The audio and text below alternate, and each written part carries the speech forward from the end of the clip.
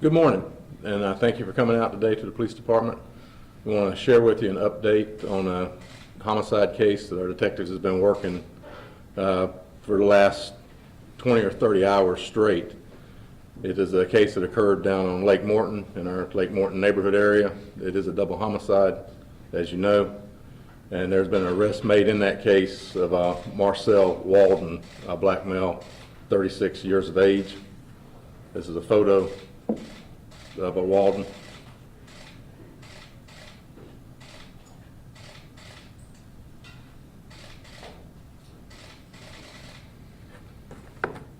The case came to us, as you know, from our original release as just a check the welfare case. Our Uniform Patrol Division responded quickly, came across a tremendous scene. They began to secure that scene, stabilize, make sure the neighborhood was safe.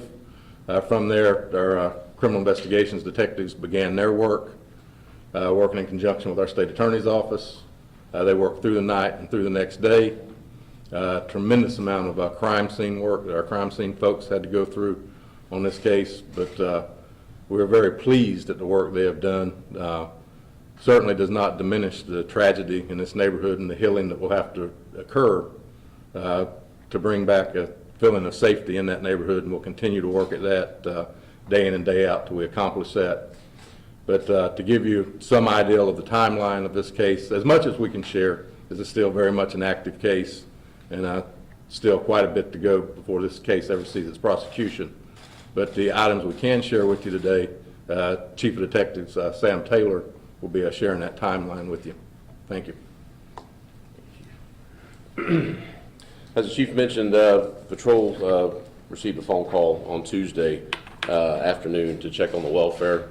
One of the sons had not had an opportunity to contact his mother. He had texted her throughout the day. Obviously, she wasn't responding to text. When he got off work, he went into the residence. He went over to check. When he walked in, he noticed some disorganization in the house that wasn't normal. So he backed out and called the police department. Officers responded within a short period. Went in and found the victims, both of them upstairs, and they were already deceased. Notified detectives. Detectives responded, and we started the investigation from that point. As the chief said, this has been we haven't gone home. This has been close to a 48-hour straight through investigation. The crime scene, as you can imagine, was absolutely horrific. So the crime scene folks had to work diligently. In fact, we still have the house. We haven't turned the house back over to the family yet. The post-mortem examination is occurring sometime today, and once we feel comfortable that Dr. Nelson has everything that he needs, then we'll begin the process of turning the home back over to the family so they can begin the healing process.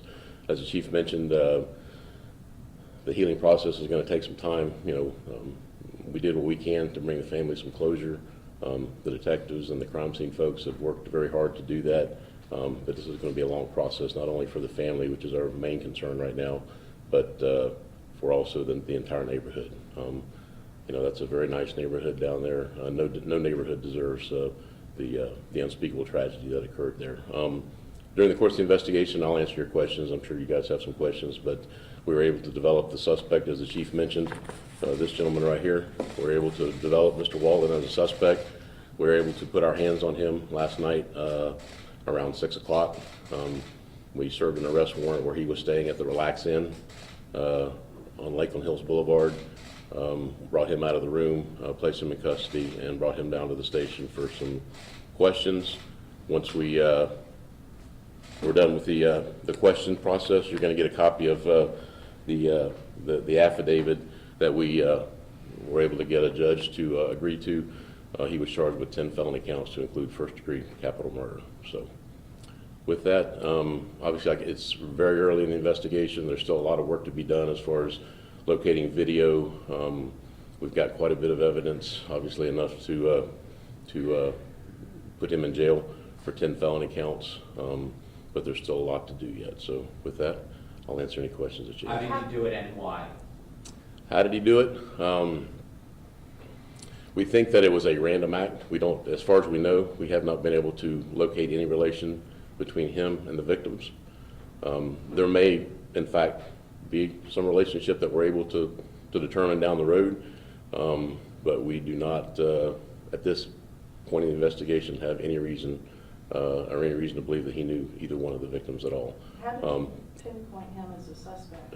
We received information from some folks from a source that called us, and we were able to link that source up. The source was close enough to him that we had conversations throughout the day with him.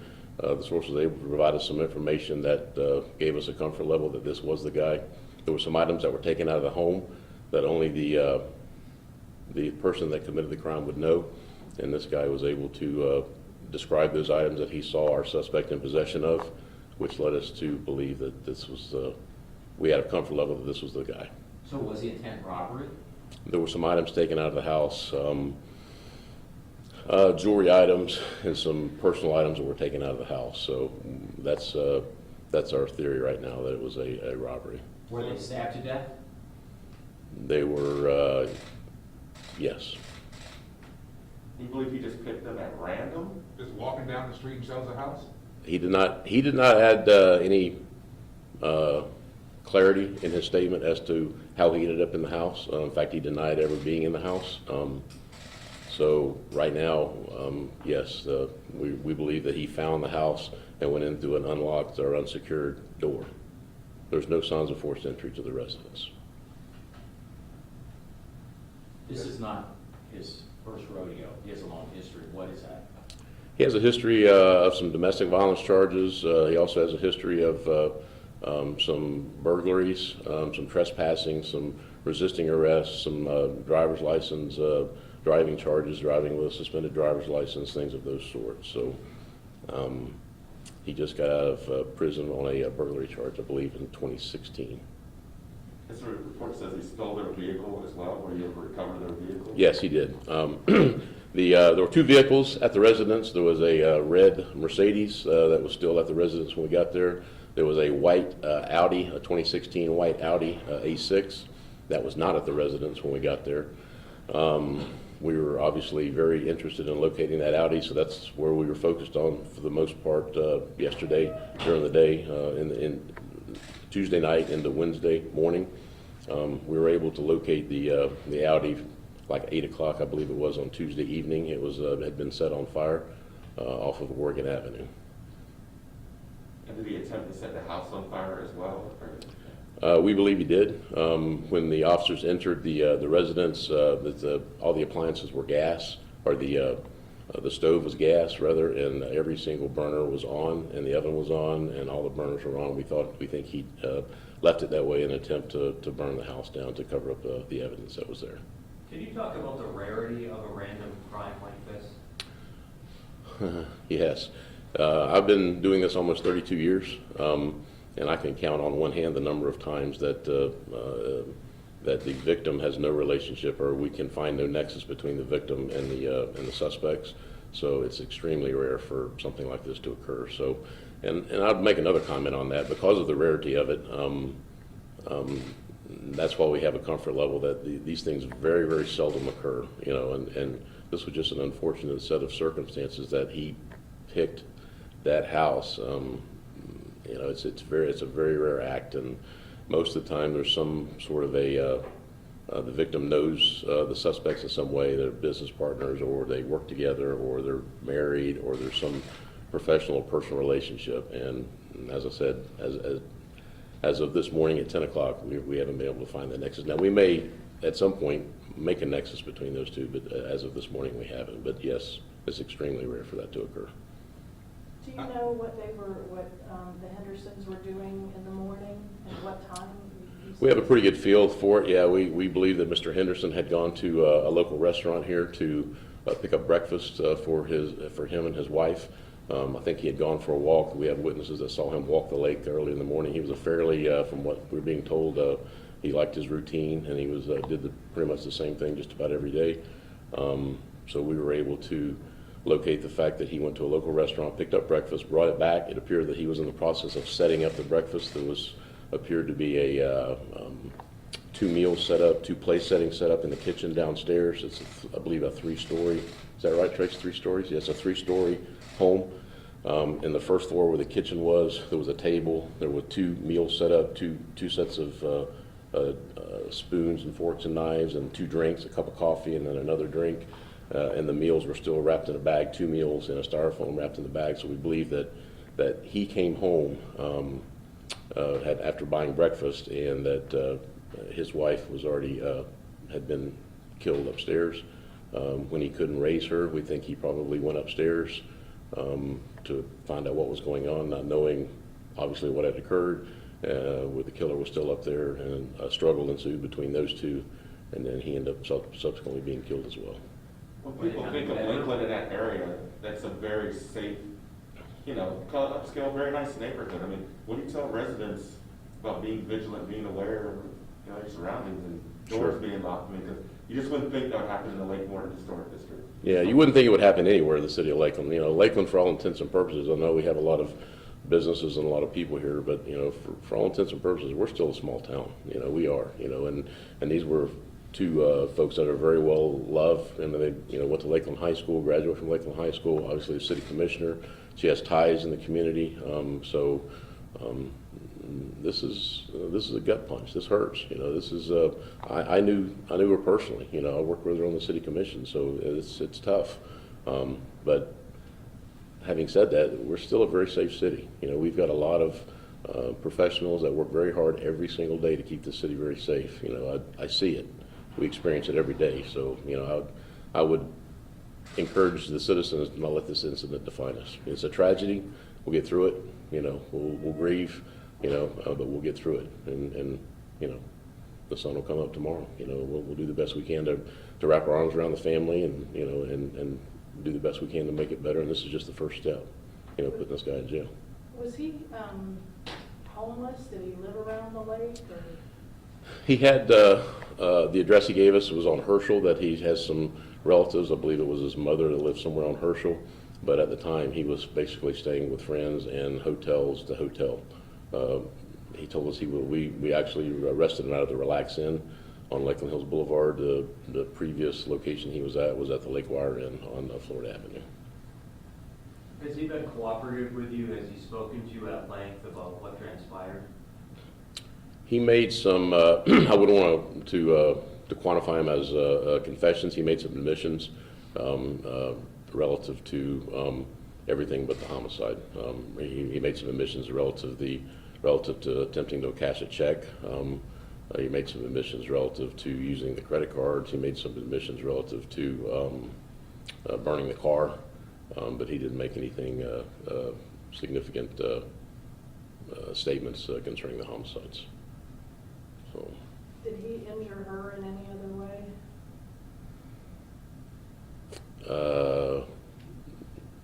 Other than stabbed her, that's the only thing that we know so far. That'll be determined mostly at the autopsy today, if there's any other injuries. I know what your question is. I know what you're asking, but we don't know that. Are you all sure he was acting alone? Are we sure? I don't know that I would say. I don't know that I would say we were sure. We're fairly confident, but again, we're early, and we may have additional information that comes forward that lets us know that he was not alone. So. Sam, what was the car found again? Can we get a picture of the car that's been burned? Yeah, we can get you a picture of the car. The car was found on Oregon Avenue, which is over by the Southwest Softball Complex on the west side of Lakeland, in a field. And the bodies were in the bedroom or what room upstairs? The bedroom, master bedroom, upstairs.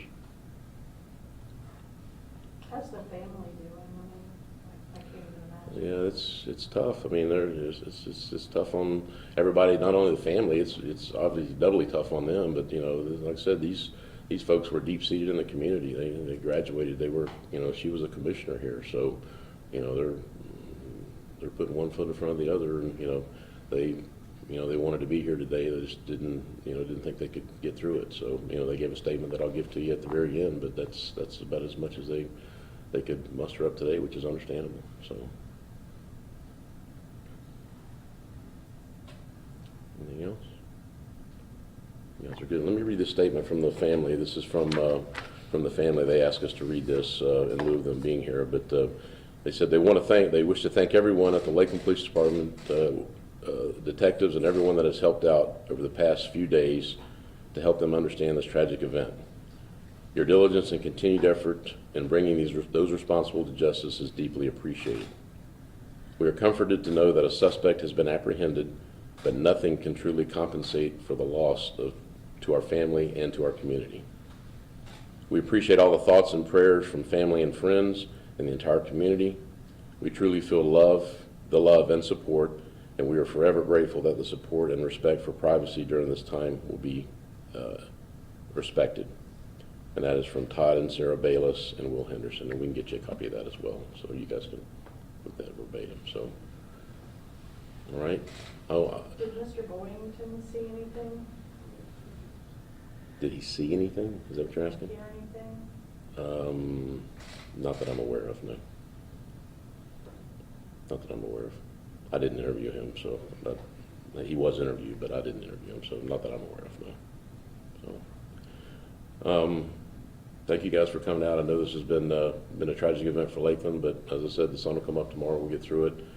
Those folks in the back of the room, I want to personally thank them for their efforts. You know, it's traumatic on the family, and we'll never know the pain they're going through. But you know, these guys and the folks in the crime scene live this. You know, this is what they do. They're professionals. I'd stack them up against anybody in the state. You know, every single day and twice on Sunday. But those guys did a tremendous job. This was a true, as we say, whodunit originally, but they continued to work and work and work. And within 24 hours, we had somebody in jail, and he's been charged with 10 felonies, as I said. So this is our guy, and we're going to continue to investigate. If there's additional people, we're going to go get them as well. So thank you guys for coming out, and we'll get you copies of anything you need. So thank you guys.